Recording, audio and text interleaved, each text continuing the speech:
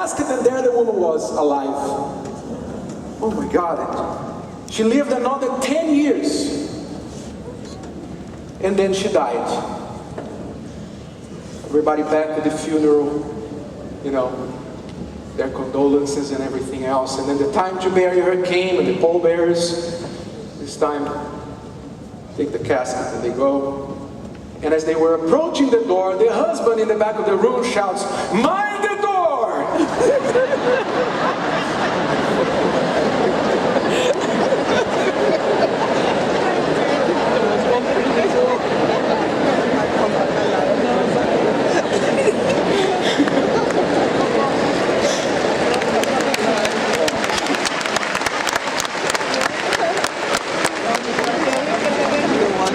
He didn't want another minute of her.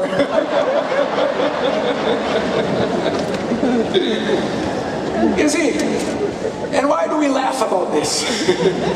Why do we laugh? I mean, it is funny, I know, but I love these jokes. But in reality, it gives marriage a bad name.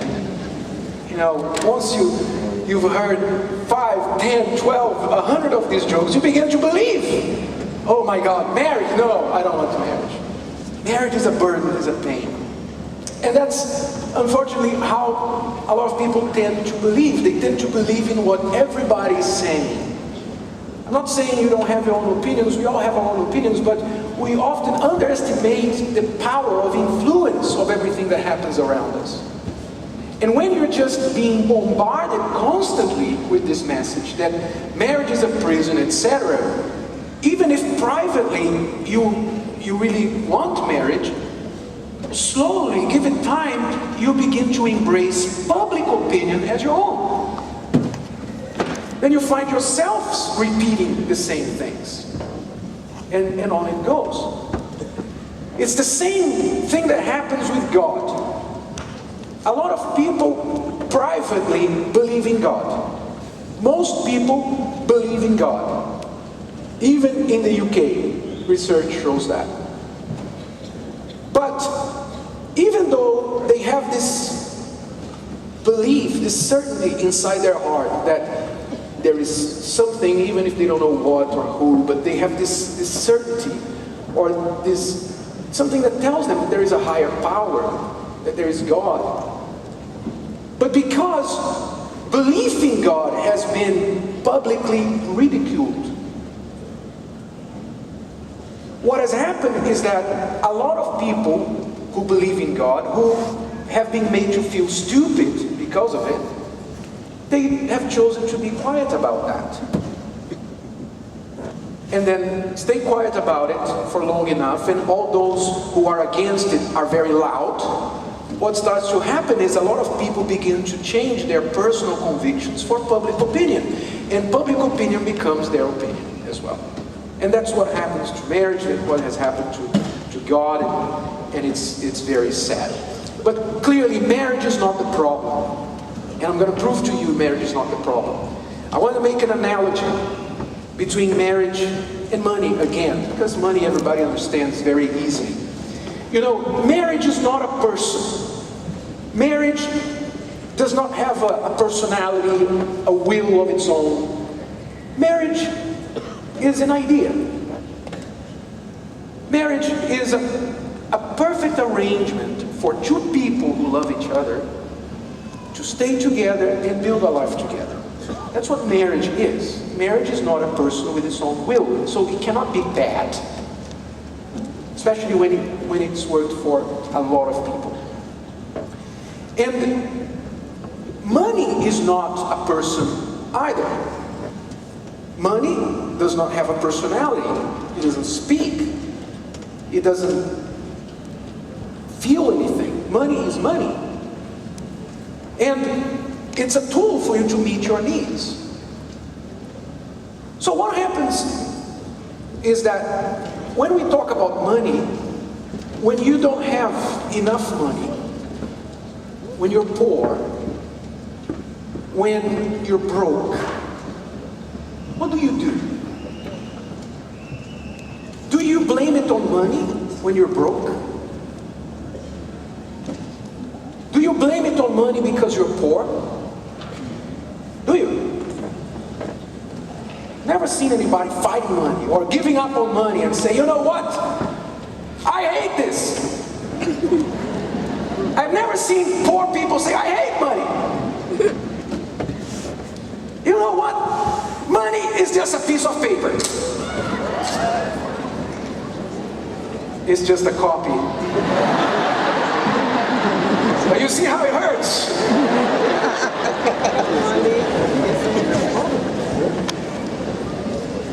However poor a person may be, you will never see this person do this. Be angry at money or throw money away. Money. To hell with money. I don't want anything to do with money. No. What do they do? Is you hold on to what little you have. Because you already have little. So you hold on to the money you have. And you work harder to make more of it. You go to school. You employ your efforts, you talk to people, you go on courses, you learn basically how to get yourself out of poverty, because money is a good thing. So, why is it then that when people divorce, when marriage doesn't work for them, when they separate or live through a miserable marriage, they blame it on marriage? They don't blame it on money. They know they have to just change the way they're dealing with money, learn different ways to make sure they get money, but on marriage, the problem is marriage. No, the problem is not marriage. You just have to learn how to work harder at it. Just use your intelligence to make this thing, which is beautiful and perfect, work for you. So, the truth is that money is good, and marriage is not bad, as people say. Marriage is also good. Marriage is very good. It's what you do with these things that decides what's going to happen to you in relation to them. Do it right, and you will get results. So you see, you've been lied to. A lot of you have been believing this lie. Marriage is the problem. Marriage is the problem. No, marriage is not the problem. Marriage is good. Marriage is good.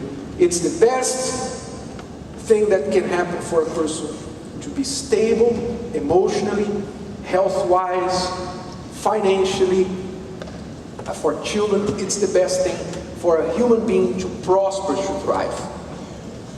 And people, they have believed in this lie because many times, not only because they hear people say it, Hollywood, say it, preach it, everything, but because maybe they saw that at home. They looked at their parents fighting, getting a divorce.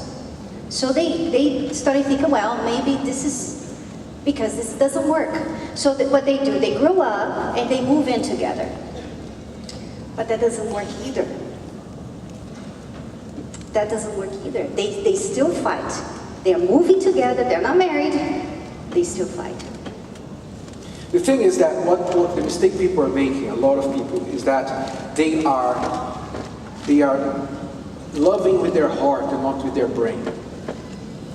When you love with your heart, you are subject to your emotions. And emotions, are up and down. Someday you feel in love with this person. Some days you want to strangle that person, right? And then you love them again. That's how emotions are. You get angry, you get happy. Emotions are emotions. But when you use your head to practice love, then you learn how to make it work. That's how marriage should be done. With your head, not with your heart. I hate this heart shape that they associate with love. I hate it. Because, people do this, they take photos, right? Probably done it yourself, right? In other words, love. You associate the heart shape with love. That's one of the most damaging things that have happened. Oh, that's just silly, that's not damaging. It is, because you don't love out of your heart. You know, it was back in the 19th century, actually, when science discovered that the heart was not the center of life, because until then, until the 19th century, people believed that the heart was the center of life. Everything came from here. Intelligence, skills, you know, everything, feelings, everything came from here. And then they invented the microscope, and later on, brain scans and all of that. And only recently, the past 20 years or so, they've made huge advances and they discovered back in the 1900s that the heart wasn't the center of life. It's only a pump for blood in our body, and everything actually happens here. The control room is here. That's what they found out over a century ago. But when it comes to relationships, we are more than a century behind.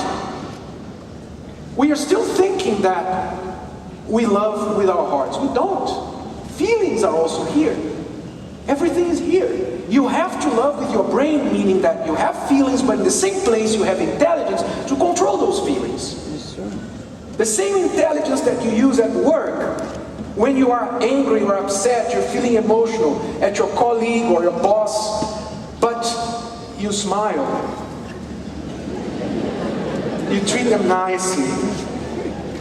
Because you know if you don't, you lose your job, right?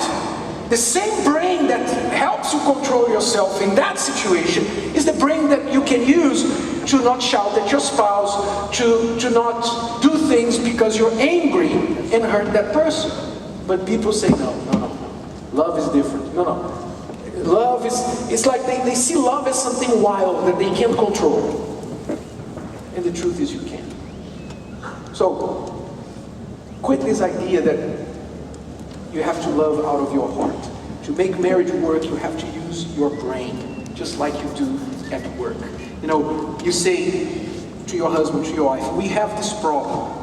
Here's the problem we have. We are having this problem. Okay, I caught you contacting your ex on Facebook.